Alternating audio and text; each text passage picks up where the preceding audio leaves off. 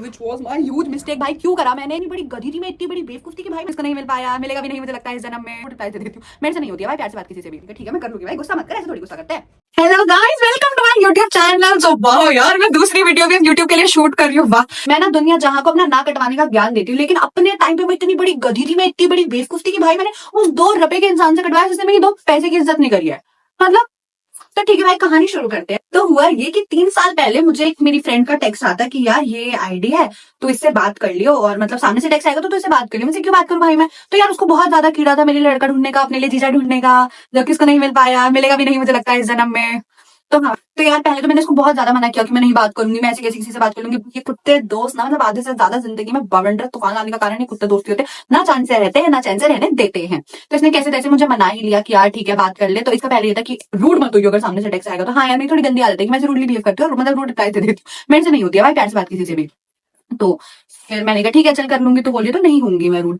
तो ठीक है यार, उसके बोलने पे मैंने अग्री कर दिया कि मैं बात कर लूंगी प्यार से। Which was my huge mistake. भाई क्यों करा मैंने, क्यों सुनी मैंने उसकी बात, पर ठीक है अब सुनी नहीं थी। तो फिर अब थोड़ी देर बाद सामने से टेक्स्ट आता मेरे पास, हाय। तो अब भाई मैं जब तक भाव नहीं खाऊंगी तब तक मैं लड़की थोड़ी कहलाऊंगी यार।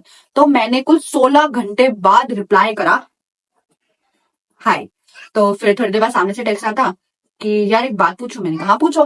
कह रहा आप कहीं बिजी थे क्या, आपने इतनी लेट टेक्स्ट करा। तो मैंने बोला लेट टेक्स्ट करने के लिए बिजी रहना जरूरी है क्या। भाई वो सामने वाला चुप, वो गायब हो गया। ठीक है, मुझे लगा था उसके बाद वो कभी टेक्स्ट नहीं करेगा। थोड़ी देर बाद मेरी फ्रेंड का टेक्स्ट आता कि भाई तू कैसे बात करती है, तेरे को मैंने बोला था रूड मत हुई हो। यार मैं तो रूड नहीं हुई, मैंने तो बस सच बोला। तो वो ऐसे तू ना प्यार से बात कर ले, बता रही मैं। ठीक है मैं कर लूंगी भाई, गुस्सा मत कर, ऐसे थोड़ी गुस्सा करते हैं। तो मुझे था कि अब शायद लड़के का टेक्स्ट नहीं आएगा कभी भी, बट अगले दिन मुझे रील आती है सामने से एक, और वो सोचा किसकी होगी, उसी लड़के की थी। तो वो रील पे मैंने रिएक्ट करके छोड़ दिया यार, ऑब्वियसली भाई मेरे से नहीं होगी, मैं नहीं खींच सकती हूँ बातों को। तो फिर अब एक रील भेजी उसने, 2 रील भेजी, 3 रील भेजी, 4 रील भेजी। यार मेरे को लगा बेचारे ने इतनी रील भेजी, एक रील तो मुझे भी भेज देनी चाहिए, तो एक रील मैंने भी भेज दी। तो अब ऐसे ही होता रहा, डेली का ये चलता रहा। उसकी तरफ से एक रील आती, मैं एक रील भेज देती, वो एक रील भेजता, मैं एक रील भेज देती। फिर कुछ टाइम फिर उसकी रील नहीं आई, एक दिन उसकी रील नहीं आई, मैंने भी नहीं भेजी।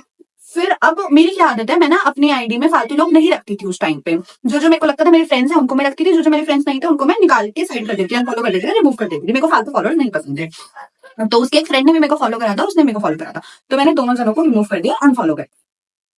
तो यार फिर जब उसका कोई टेक्स्ट नहीं आया, उसकी कोई रील नहीं आई, तो मुझे लगा था कि ठीक है यार यहीं पे स्टॉप है, इसके बाद नहीं आएगा उसका मैसेज। ठीक है, तो मैंने भी इतना ध्यान देना छोड़ दिया।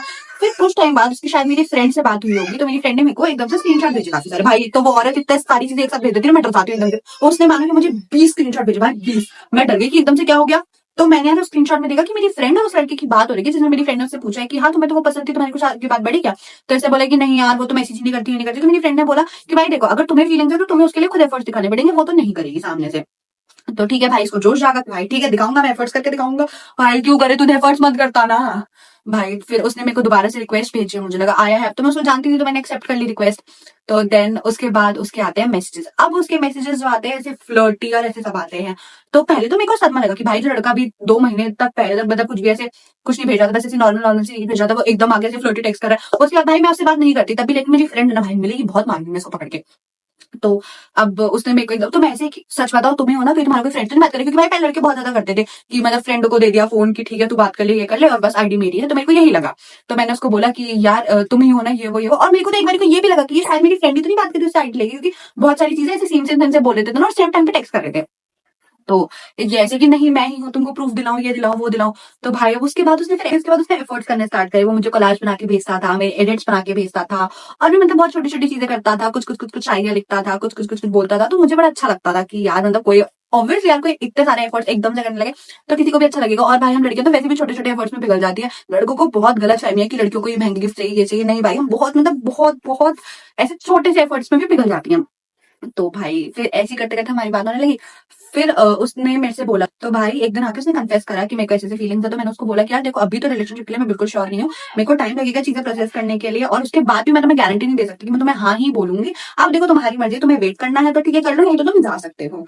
तो उसने बोला कि ठीक है मैं वेट करूंगा, तुम कितना भी टाइम ले लो। ठीक है, मैंने अपना टाइम लिया। फिर हम एज अ फ्रेंड्स मिलने लगे। हम 1 बार मिले, 2 बार मिले, 3 बार मिले, 4 बार मिले, 5 बार मिले, 6 बार मिले, 7 बार, मतलब मिलते गए हम। तो उसके बाद फिर थोड़ी बहुत फीलिंग्स तो यार मुझे भी आने लगी थी। यार फिर कुछ दिन बाद उसका बर्थडे आने वाला था, तो मैंने उसको बोला ठीक है मैं तुमको हाँ कर सकती हूँ, रिलेशनशिप में आ सकते हैं, लेकिन तुम्हें मुझे प्रपोज करना पड़ेगा। भाई लड़की हूँ, भाव तो खाऊंगी ही। तो फिर वैसे कि हाँ ठीक है मैं प्रपोज कर दूंगा। तो फिर हम मिले और मैं मुझे ऐसा था कि भाई कैसे प्रपोज करेगा, वो भी बहुत मतलब जब वो ऐसा बोलता था कि मैं उसकी पहली गर्लफ्रेंड हूँ, तो उसने बहुत डरते डरते बहुत प्यारे तरीके से मुझे प्रपोज किया, और मतलब वो प्रपोजल बिल्कुल यूनिक था, मैं कभी नहीं भूल सकती हूँ वो। हम लोग ऐसे चल रहे थे और एकदम से वो आया, उसने मेरे चीक्स खोल के उसने आई लव यू बोला मेरे को, और मैं तो भाई वहीं पिघल गई, मैंने भी आई लव यू टू बोल दिया। और फिर वहीं से सारा कुछ स्टार्ट हुआ। तो भाई ठीक है, शुरुआत तो सभी की अच्छी होती है, सब कुछ अच्छा चल रहा था शुरुआत में, वही चीजें चीजें से हम भी कपल हो रहे हैं, बाबू सोना मोना सब कर रहे हैं। यार ट्विस्ट तो आता है, अब रियलिटी आती है अब सामने। तो अगर आप भी वो रियलिटी वो ट्विस्ट जानना चाहते हो तो मेरे चैनल को सब्सक्राइब करो, लाइक करो और शेयर करो और कमेंट से भर दो।